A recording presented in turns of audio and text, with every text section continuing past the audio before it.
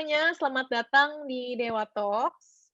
Sebelumnya, bagi yang belum kenal aku, perkenalkan namaku Lintang. Selamat datang di Dewa Talks, high quality, trusted, and free webinar in Indonesia with passionate experts yang dipersembahkan oleh Dewa Web, penyedia layanan cloud hosting paling terpercaya di Indonesia.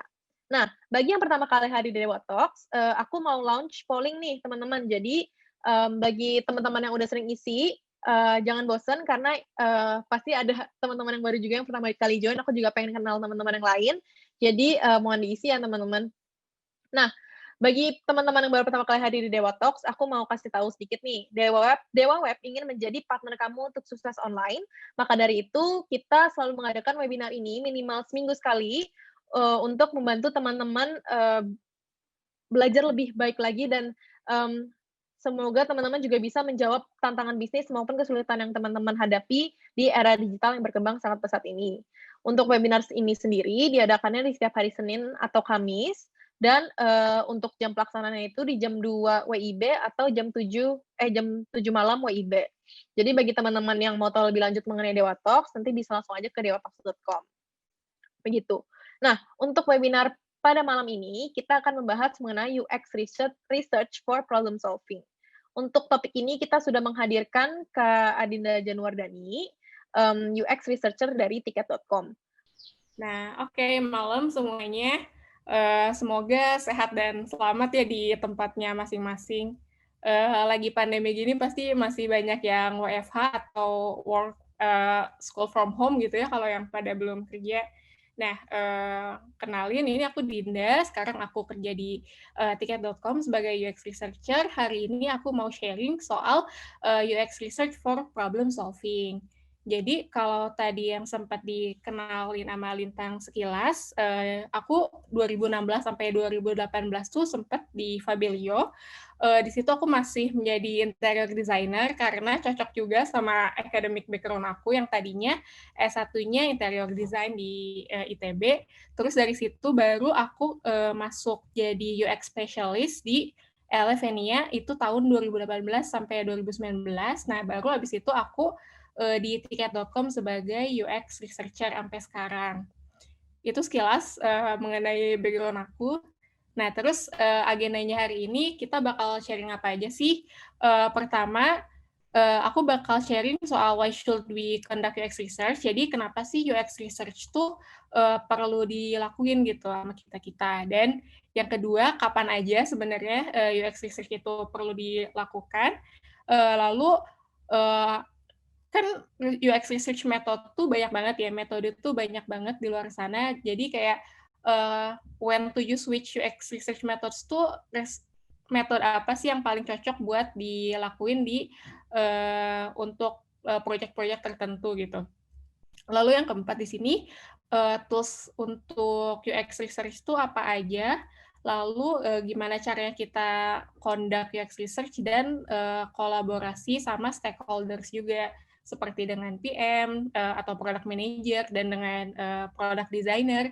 Lalu yang terakhir aku bakal coba share juga soal nge-showcase hasil research kita. Jadi gimana si hasil research kita tuh nggak mendem aja, nggak didiamin aja, tapi bisa kita buat sharing atau educate ke stakeholder atau ke orang lain.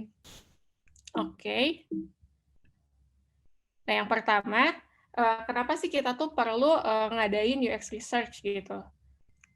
Nah, jadi di sini ada kutipan dari Matt Hicks, dia seorang UX researcher.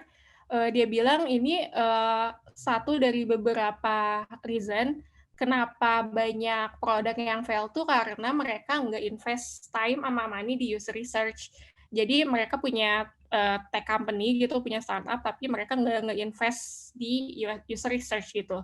Jadi mereka udah punya list of feature, punya list of idea, tapi mereka nggak take time, nggak invest waktu untuk memahami user, di mana user itu adalah calon pengguna atau bahkan pengguna dari produk yang mereka buat, seperti itu.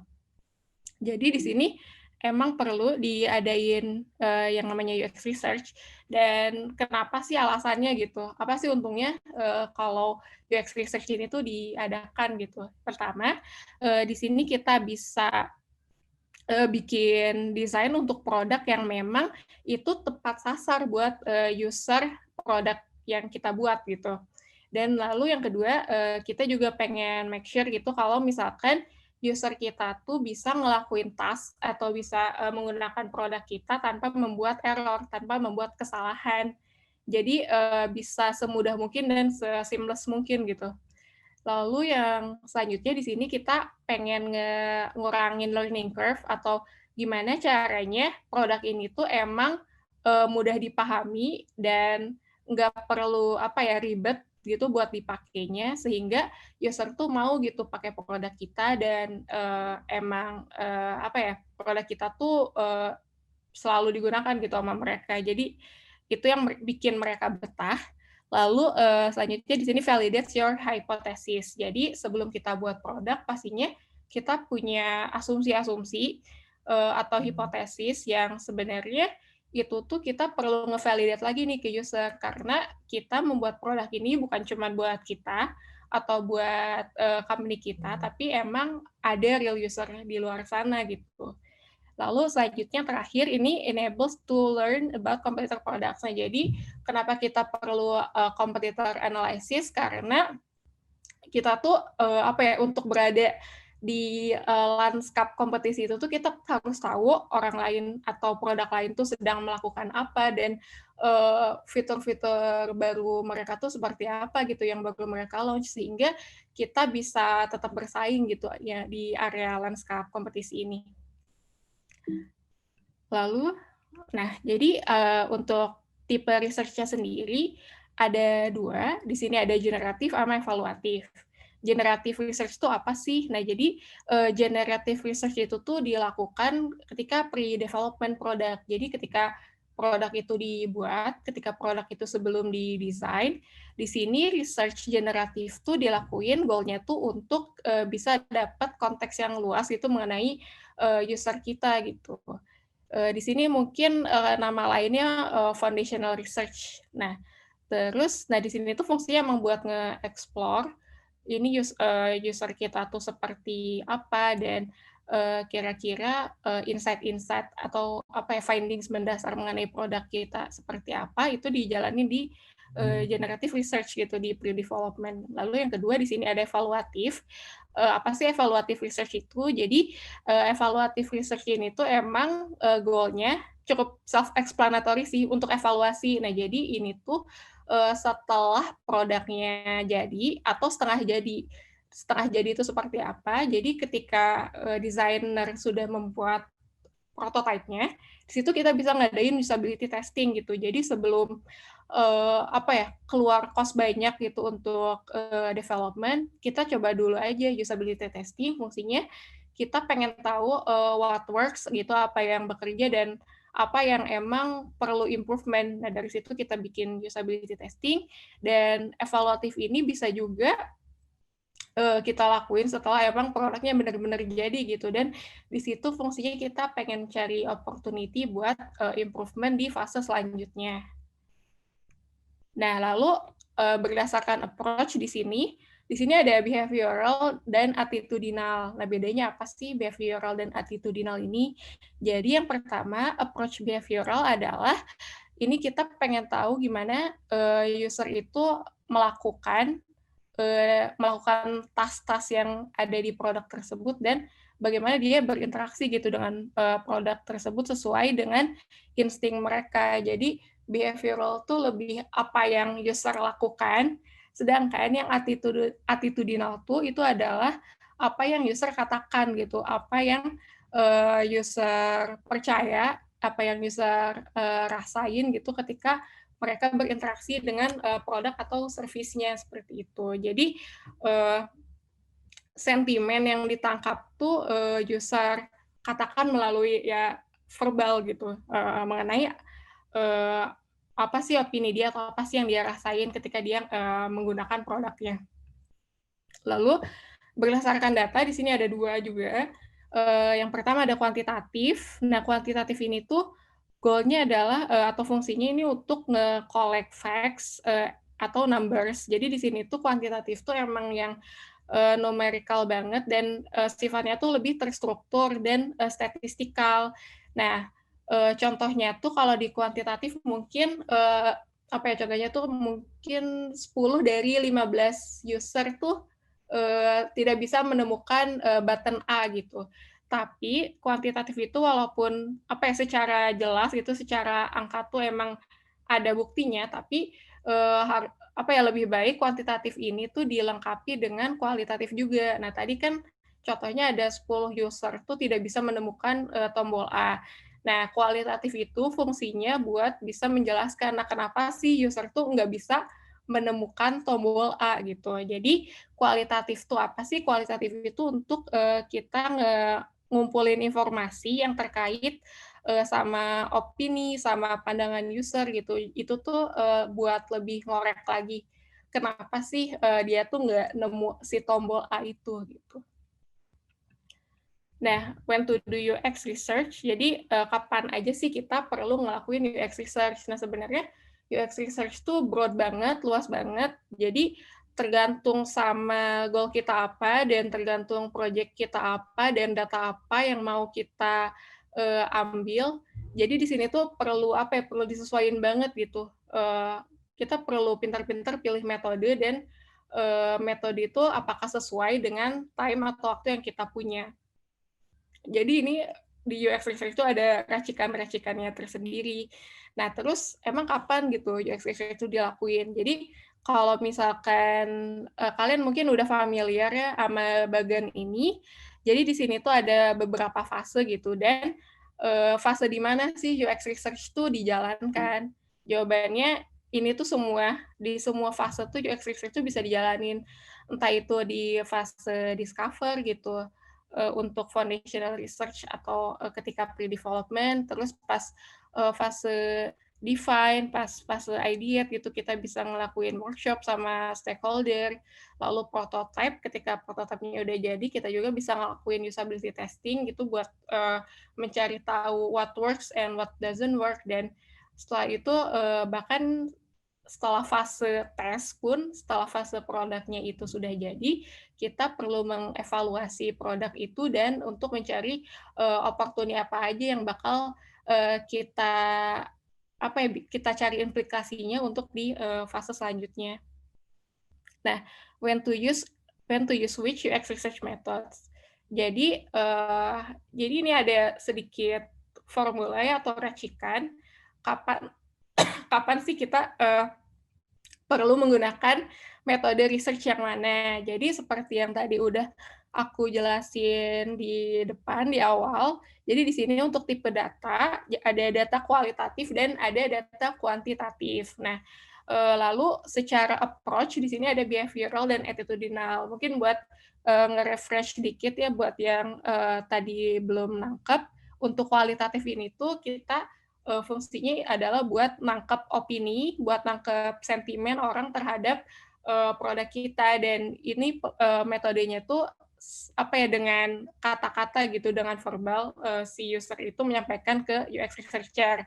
Nah, sedangkan kuantitatif ini output-nya adalah berupa data numerikal. Lalu untuk approach-nya sendiri yang ada behavioral, ada attitudinal. Behavioral tuh lebih ke apa yang user kerjakan, lalu yang attitudinal itu apa yang user katakan. Nah, jadi misalkan contohnya ya, kapan sih usability studies itu kita lakukan gitu. Sebenarnya tergantung nih datanya apa yang mau kita cari nih. Nah, karena ini sifatnya kualitatif dan sifatnya behavioral, jadi di usability studies itu user tuh ngelakuin mission yang ada di prototype kita gitu, seberapa sukseskah dia bisa ngejalanin tiap mission-nya itu, dan ketika itu dia juga sambil think aloud gitu, sambil nyampein gitu ketika ada mungkin dia perlu mencari informasi, sesuatu informasi gitu, pasti dia coba think aloud kan, coba katakan kalau misalkan emang dia itu nggak nemu-nemu gitu si informasi yang perlu dia cari gitu. Atau mungkin dia juga bisa think aloud soal ini kayaknya button ini terlalu kecil nih karena harusnya sih besar, karena itu main task-nya dia, dan itu bisa kita gunakan si usability studies itu. Lalu misalkan ada lagi di sini contohnya, mungkin kuantitatif ya.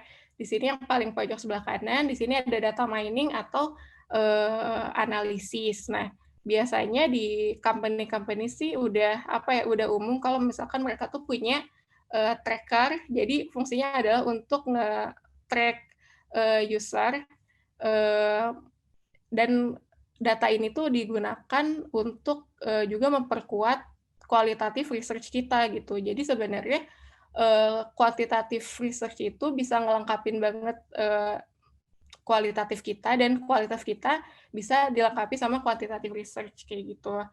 Terus mungkin contoh laginya apa ya, mungkin survei nih. Nah, survei ini sifatnya kuantitatif dan approach-nya ini attitudinal karena itu lebih itu di sini kayak kita bisa nanya-nanya mengenai opini atau view dari user tersebut gitu, dan output-nya bisa kita keluarkan melalui angka. Contohnya seperti itu. Nah, lalu di sini jadi berdasarkan environment, di sini tuh ada beberapa macam. Ada control environment, ada medium kontekstual, dan ada highly kontekstual.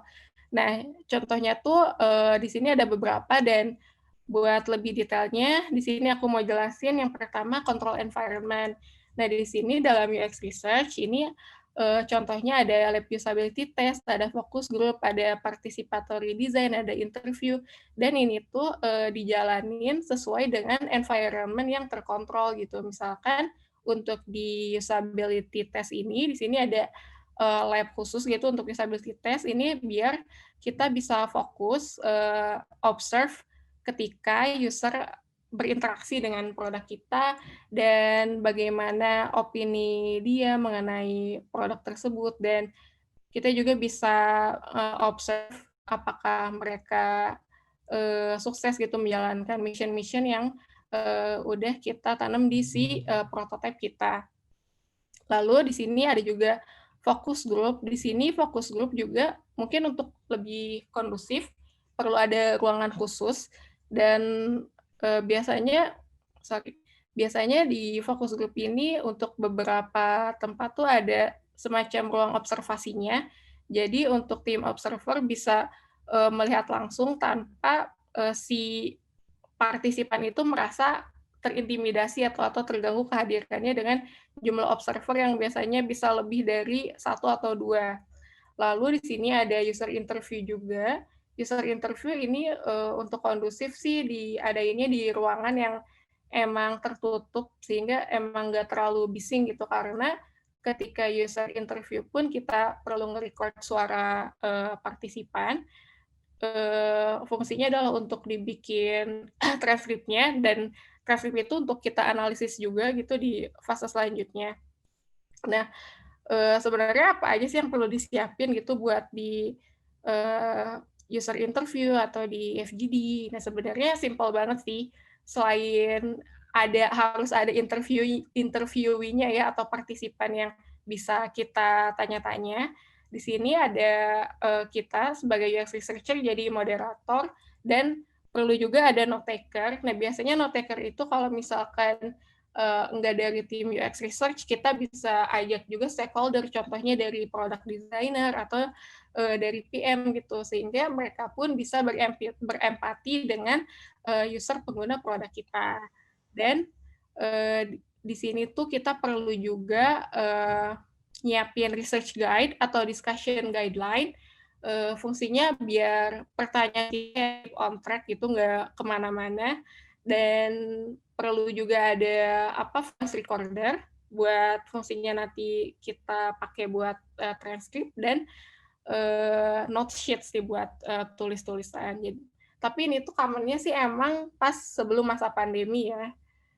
Lalu, nah, ketika masa pandemi ini apa sih yang kita bisa jalani nih? Nah, tadi dari jenisnya, yang kedua ini ada medium kontekstual. Nah, contohnya tuh apa aja sih buat medium kontekstual? Nah, di sini contohnya ada remote usability test.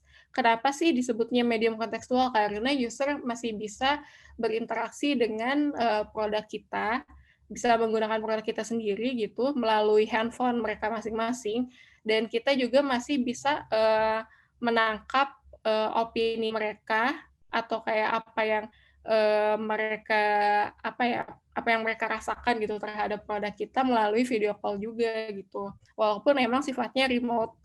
Eee, Setelah itu ada research yang sifatnya highly contextual ya, kalau secara environment. Nah, contohnya tuh apa aja sih? Contohnya di sini ada field studies gitu. Kenapa sih field studies tuh dijalanin? Karena memang kita sebagai UX researcher perlu banget gitu ngedatengin tempat ini gitu. Contohnya kalau di tiket.com di sini aku waktu itu research mengenai tiket counter di Transnow, dan tiket counter ini yang emang tempatnya di sini gitu, nggak bisa di tempat lain. Dan di sini emang aku goalnya buat cari tahu gitu user atau pengguna dari platform tiket counter, yaitu mbak-mbak yang ngejaga counter ini, buat cari pain point-nya tuh selama menggunakan platform kita tuh kayak gimana sih. Nah, terus aku juga pengen lihat gitu secara service design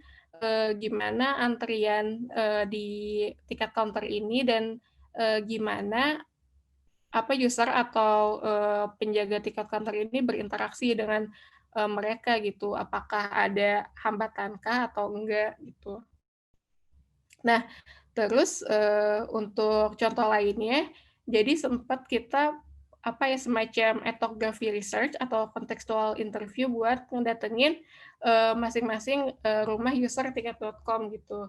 Jadi di sini tuh kenapa kita pilih contextual interview, kenapa kita ngadain interview di rumahnya mereka masing-masing, ibaratnya kayak namu gitu ya, bertamu itu karena biar si usernya atau partisipannya tuh ngerasa nyaman, karena itu ada di environment mereka masing-masing gitu. Mereka udah familiar dengan environment itu, dan di situ mungkin mereka bisa cerita lebih leluasa gitu.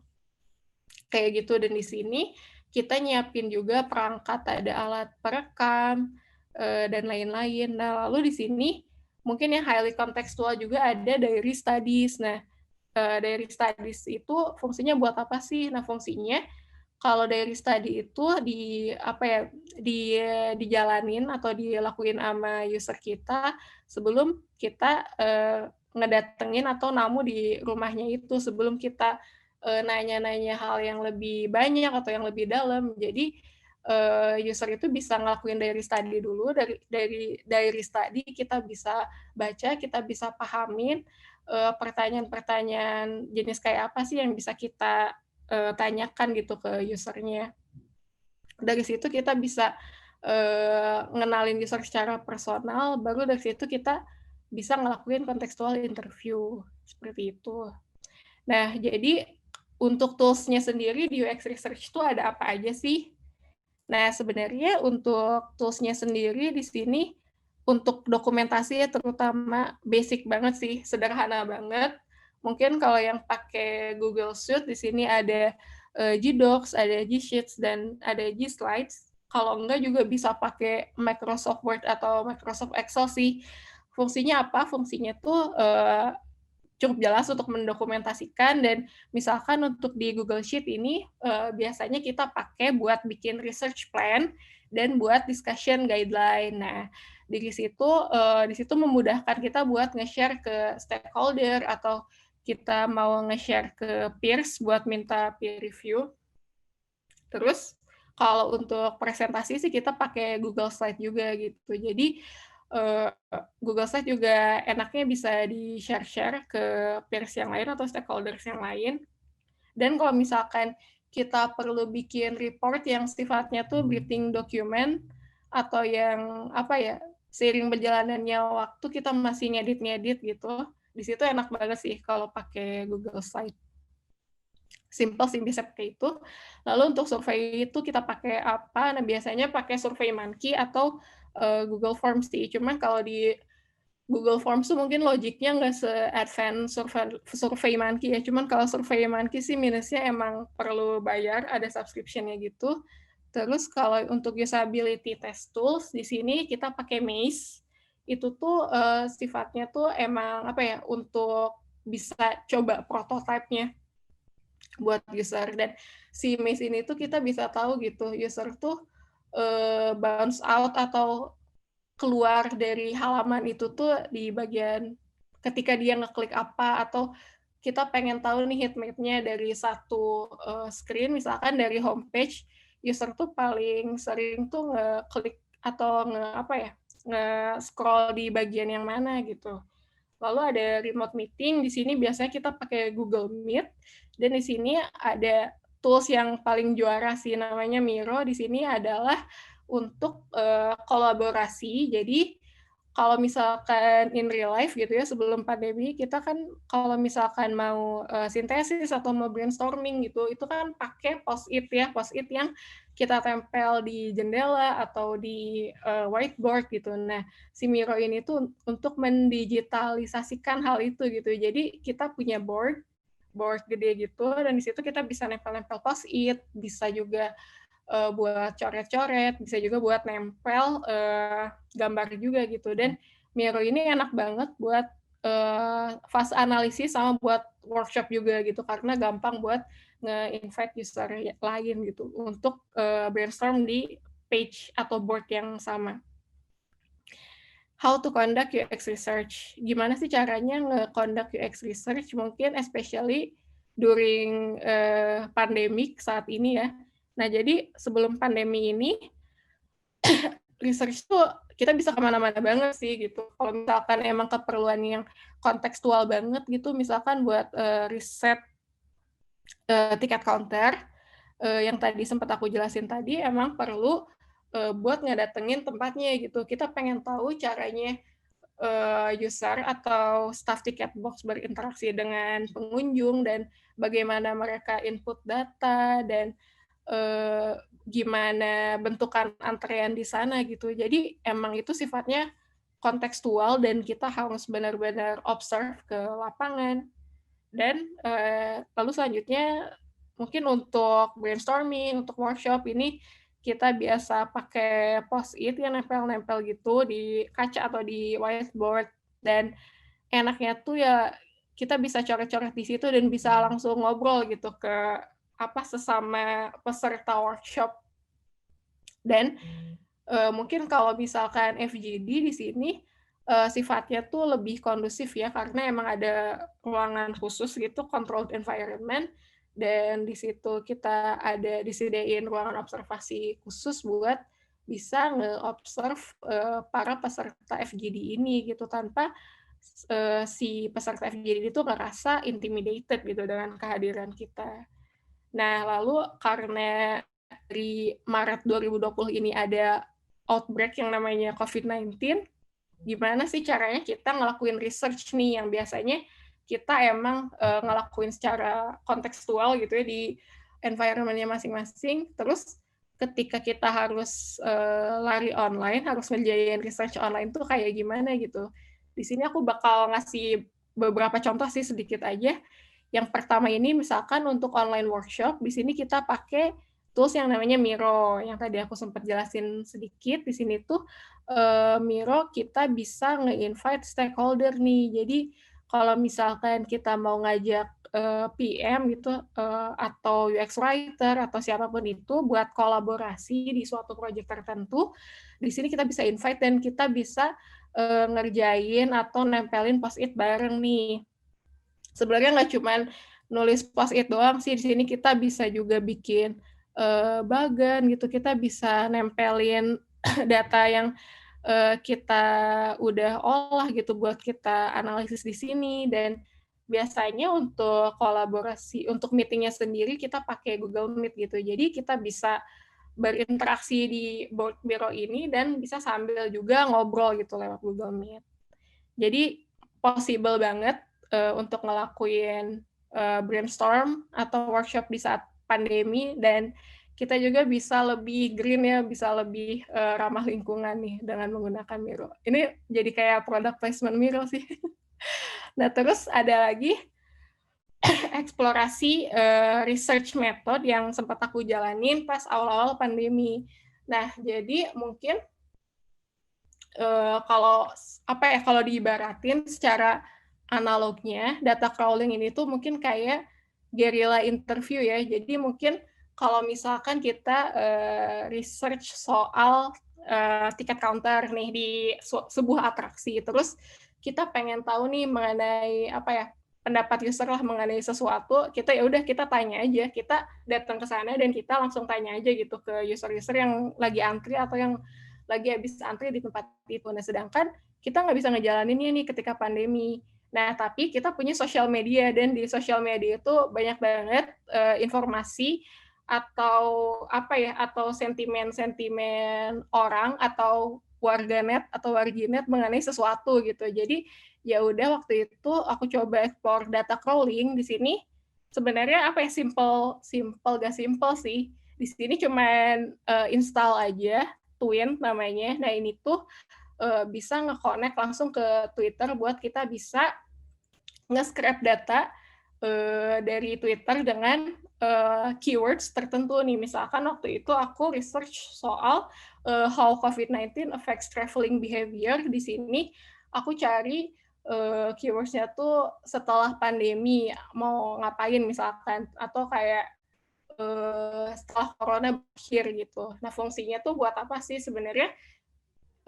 Dari sini tuh bisa dapat insight-insight, dan lumayan banget sih dapat insight-insight dan implication-nya buat perkembangan produk kita di fase selanjutnya kayak gitu.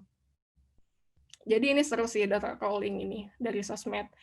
Nah, lalu selanjutnya yang kita jalanin juga ada quantitative benchmarking study, yang ini nih pakai record sama survei, lalu ada usability testing yang pakai Maze. Nah, quantitative benchmarking study itu kita pengen apa ya? Kita pengen ngetes gitu bagaimana sih performa kita kalau misalkan dibandingin sama kompetitor di online travel agency.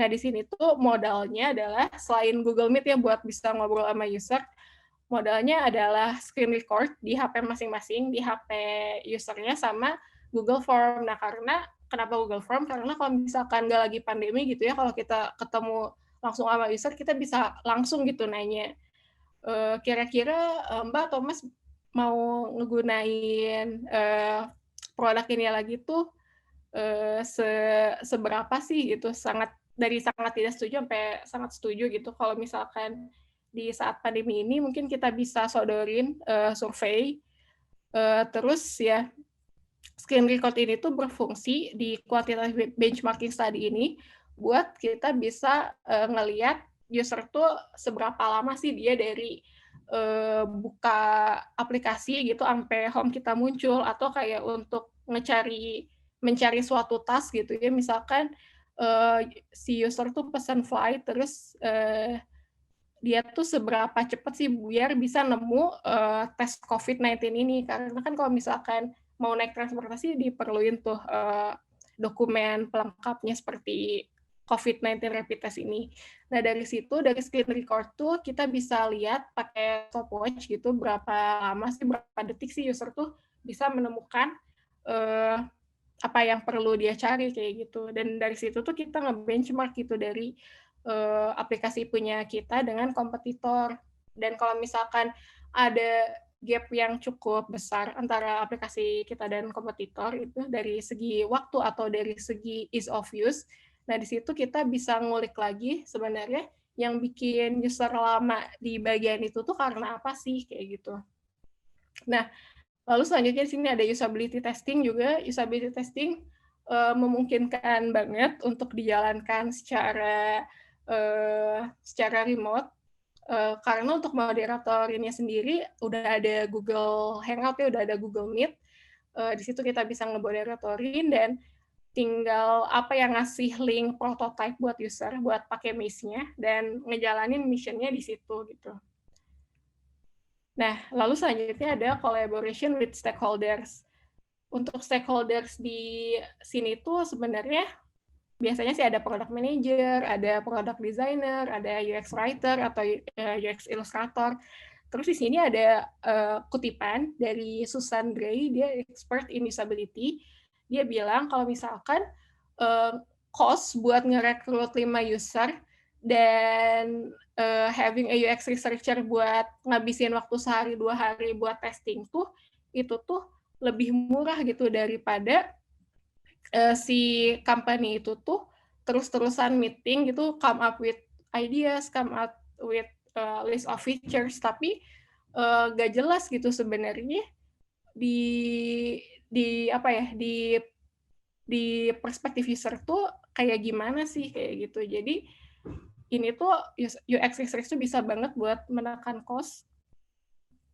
Nah, gimana sih caranya kita bisa kolaborasi sama stakeholder di UX research? Nah, di sini ada beberapa poin atau beberapa hal yang bisa kita lakuin sebenarnya.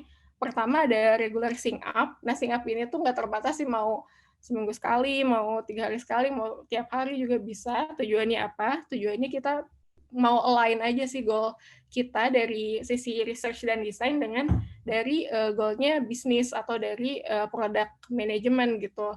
Terus kita juga perlu kompromi buat timeline-nya, karena untuk product manager sendiri udah punya timeline masing-masing ya, kapan dia perlu ngegodok produk itu, kapan dia mau rilis produk tersebut, dan sedangkan kita sebagai UX researcher juga pasti nggak butuh waktu yang kita nggak apa ya, kita nggak butuh waktu yang instan juga gitu. Kita perlu waktu buat bikin research plan-nya, buat bikin discussion guideline-nya, dan buat ngerekrut partisipan dan lain-lain gitu. Pasti kita punya timeline-nya sendiri, dan di sini tuh fungsinya kita buat bisa kompromi aja sih, buat bisa nyampein apa aja yang mau kita jalankan dan output-nya apa, dan stakeholder perlu tahu pastinya soal itu, dan biar timeline-nya sih pas ya.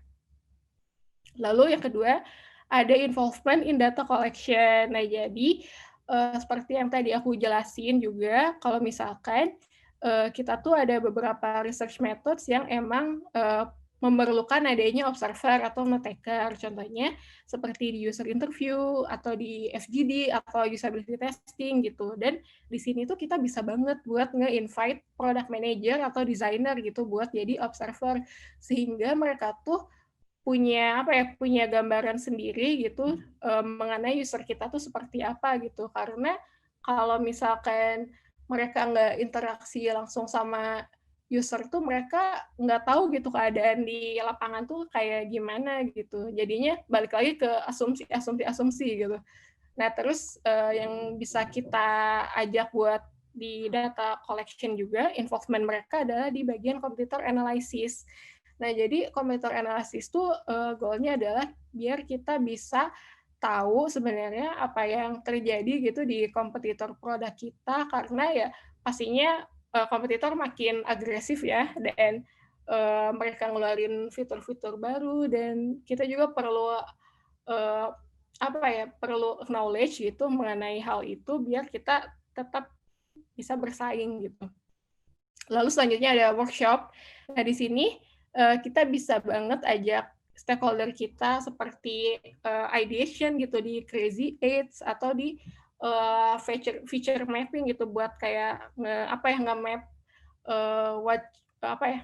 apa sih yang dari fitur-fitur di sini itu yang memungkinkan buat di develop tuh yang mana aja gitu, apa yang should have, apa aja yang nice to have, dan apa aja yang won't have gitu.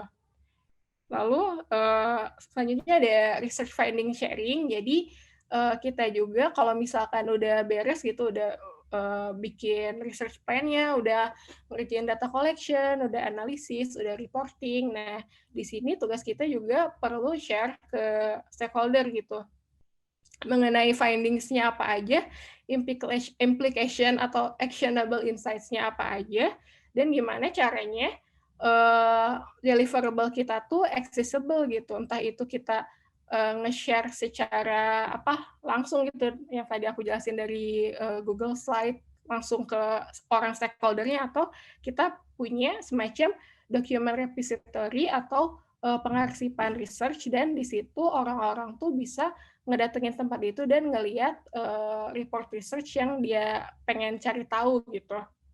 Lalu selanjutnya ada summarize key insights dan implication. Nah, pastinya mungkin dari research report kita tuh bisa bisa overwhelming uh, informasinya, dan mungkin orang tuh nggak bakal inget gitu sama semua isi research kita. Jadi mungkin alangkah baiknya kalau kita bikin semacam TLDR gitu, too long don't read, atau summarize insight yang pentingnya tuh apa aja sih, dan implikasinya juga jangan lupa ya. Soalnya percuma kalau misalkan kita nemu insights gitu, nemu aha moment, kalau misalkan kita nggak pikirin juga gitu implikasinya apa.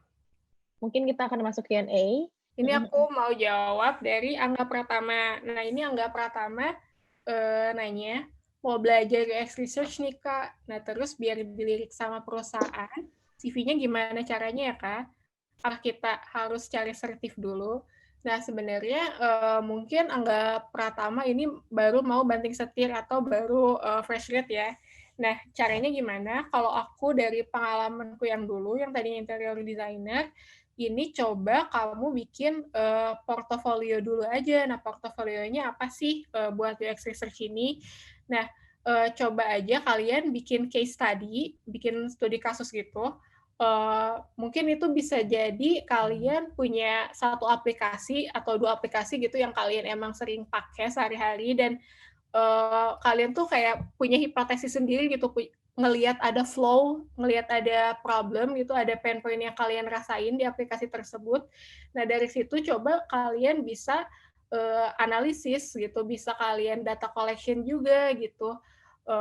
Coba tanya-tanya ke teman-teman kalian atau bikin survei kecil-kecilan. Nah, di situ kalian ada semacam exercise buat mencari data dan mengolah data seperti apa. Nah, dari situ baru dari hasil data yang kalian peroleh, itu coba kalian analisis sendiri.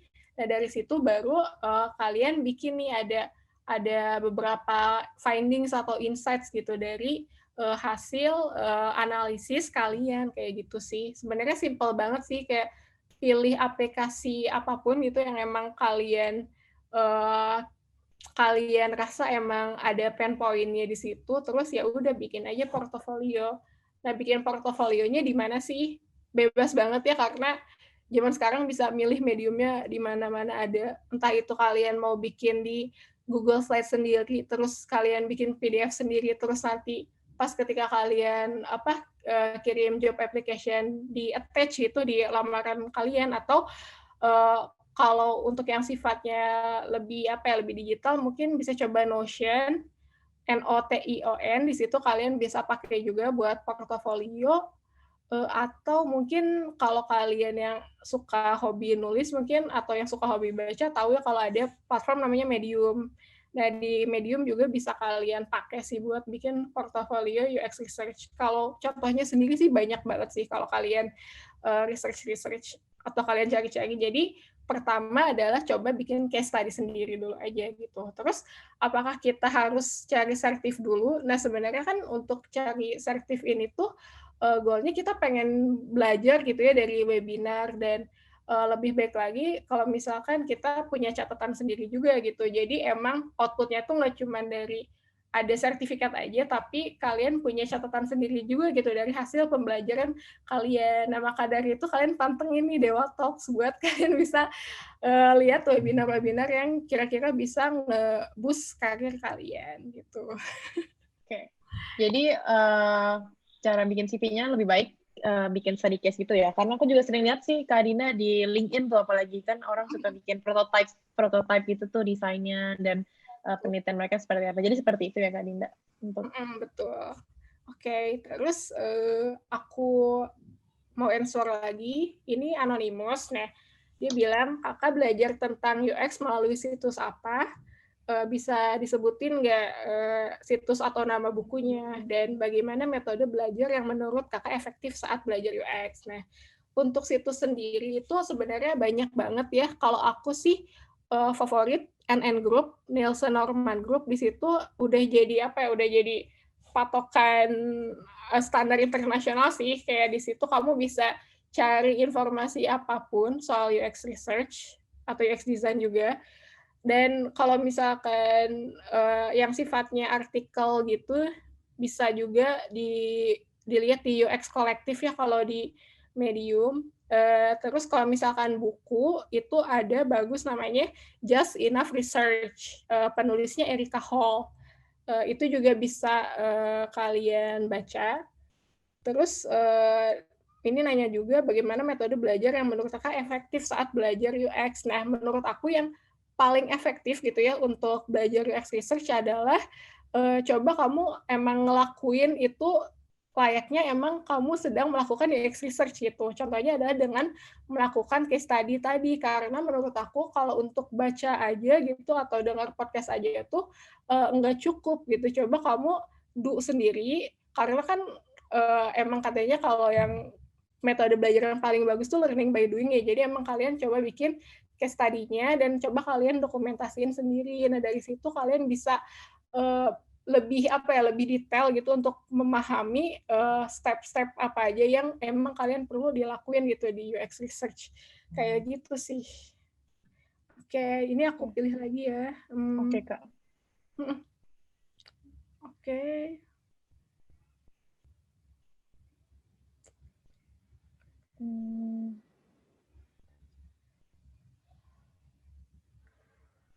Ini aku bakal jawab dari anonymous attendee juga. Aswita izin bertanya, Kak berapa lama sih Kak untuk bisa menguasai UX ini? Sebenarnya aku juga nggak bisa disebutin aku yang paling menguasai UX ya. Aku udah dua tahunan di UX dan masih belajar pastinya, karena kalau kamu kerja di research atau mendalami research itu pasti kamu nemuin hal-hal yang baru yang emang kamu belum pernah temuin sebelumnya gitu. Dan ini tuh kayak proses pembelajaran yang nggak ada habisnya sih. Dan kalau misalkan kamu pengen mulai menjalani karir di UX research, ya jalanin aja sih. Dan gimana ya tadi, learning by doing juga gitu, karena learning by doing tuh bukan cuma saat kamu bikin portofolio atau bikin kamu case study, tapi ketika kamu kerja itu lebih berasa gitu contoh yang lebih realnya di lapangan kayak gitu sih. Gitu. Jadi emang kayak non-stop learning. Jadi setiap hari pasti ada aja yang baru gitu ya, Kak Dinda? Baru kayak misalkan aku nggak punya background nih di IT gitu, sama sekali sifatnya gaptek gitu ya, quote on quote. Dan pas kemarin pandemi ini jadi mikir gitu, kira-kira metode apa sih yang bisa aku aplikasiin gitu di project aku ini, buat kayak gimana caranya aku bisa cari opportunity buat produk development gitu di masa corona ini. Nah, jadinya aku jadi belajar data crawling juga gitu, data scraping. Dan sumber belajarnya dari mana banyak banget. Aku sih waktu itu belajarnya dari teman, dan emang ngajarin gitu dari cara installnya kayak gimana, terus cara narik data dari Twitternya kayak gimana, kayak gitu sih. Jadi seru sih intinya kalau misalkan kamu emang senang buat belajar hal baru gitu. Emang tertarik juga ya. Oke. Pokoknya gimana? Nah, apakah bingung Kak Dinda karena banyak? Pencet yang type answer, harusnya answer live. Nah, dari Afifah Ratna Mahardika, izin bertanya, kakak kan awalnya bukan di bidang UX research. Itu untuk awal belajar tentang UX research awalnya gimana sih? Nah, itu balik lagi sih yang tadi aku udah sempat jelasin. Sekarang di Medium banyak banget artikel, bahkan case study orang atau portofolio orang gitu yang dia kerjain di bidang research. Nah, terus selain itu juga aku belajar dari buku Just Enough Research karangannya Rebecca Hall, sama ada satu lagi buku, cuman aku lupa nih nama judulnya apa. Covernya sih warna biru, terus ada bulat-bulat merahnya, design research apa gitu, aku lupa. Kalau udah inget, nitip kali ya ke Lintang. Boleh. Dan bisa sih belajar dari situ kayak gitu. Oke, terus nah ini ada sifatnya teknis. Pertanyaannya dari Dimas Wisnu Aji. Dimas nanya berapa jumlah sampel user yang dibutuhkan untuk melakukan user untuk melakukan ya UX research kayak ini. Apakah lebih dari 30 atau kurang dari 500 sesuai dengan distribusi normal? Terima kasih. Nah, jadi aku merunut dari Nielsen Norman Group ya, karena itu udah ada standar khususnya sih. Jadi untuk user interview ini sebenarnya kamu cukup buat interview ke 5 orang. Nah, angka 5-nya tuh dari mana sih? Sebenarnya mereka tuh udah ngelakuin research sebelumnya. Kalau misalkan kalau kamu ngelakuin ke 15 orang atau 30 orang gitu, datanya tuh bakal saturated karena polanya bakal berulang terus gitu. Dan kalau misalkan mau narik angka yang paling efisiennya ya angka 5 itu untuk user interview kayak gitu. Terus kalau untuk contohnya lagi untuk kuantitatif benchmarking gitu itu 20. Dan untuk usability testing itu bisa 5-10 orang kayak gitu.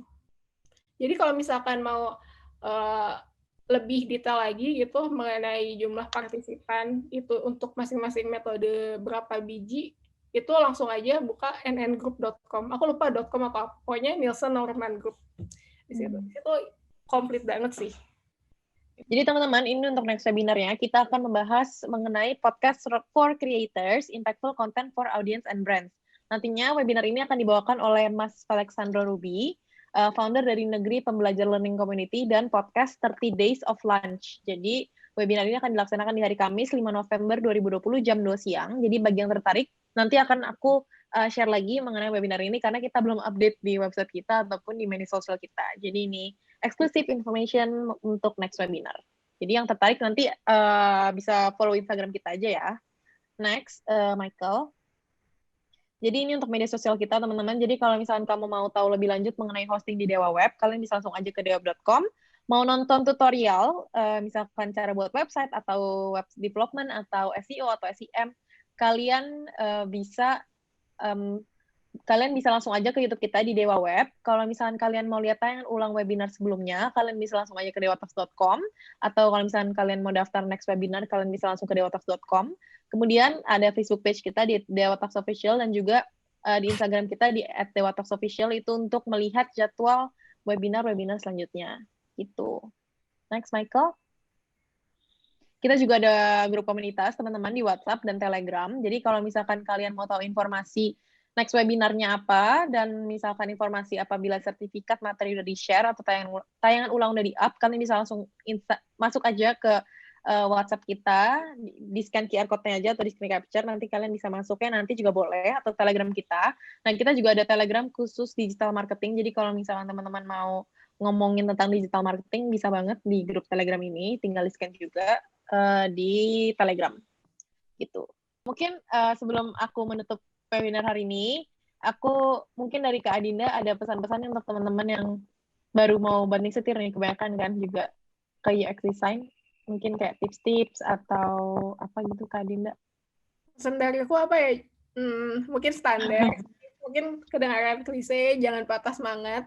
Tapi emang kita lagi ada cobaan berat sih pandemi ini, di mana emang kantor yang buka lowongan tuh nggak sebanyak itu. Terus jadinya persaingan semakin ketat, dan mudah-mudahan ini bisa memotivasi kalian gitu buat terus gali informasi dan knowledge-nya juga gitu, bisa melalui dari webinar seperti Dewa Talks atau dari online course juga. Online course tuh banyak banget yang gratis juga gitu, dan gampang lah buat diakses kayak gitu sih. Dan mungkin karena kita punya lebih banyak waktu luang di era pandemi ini, kita bisa juga ngulik buat bikin portofolio nih, bikin case study gitu, bikin research kecil-kecil sendiri, dan buat bekal juga gitu kita di masa depan buat apply job jadi UX researcher kayak gitu sih. Karena UX researcher tuh kalian bisa dari background manapun sih. Mau kalian sebelumnya jadi interior designer, mau kalian S1-nya tata boga gitu, apapun itu bisa. Berarti aku juga bisa ya, Kak, jadi UX researcher ya? Emang tentang dari mana? Aku komunikasi. Oh, nggak bisa. Bercanda, Kak. Bisa lah ya berarti ya, kalau misalnya tiba-tiba suka UX research gitu ya. Oke. Iya. Oke Kak Dinda, terima kasih untuk pesan-pesannya. Cari hosting yang aman, Dewa Web.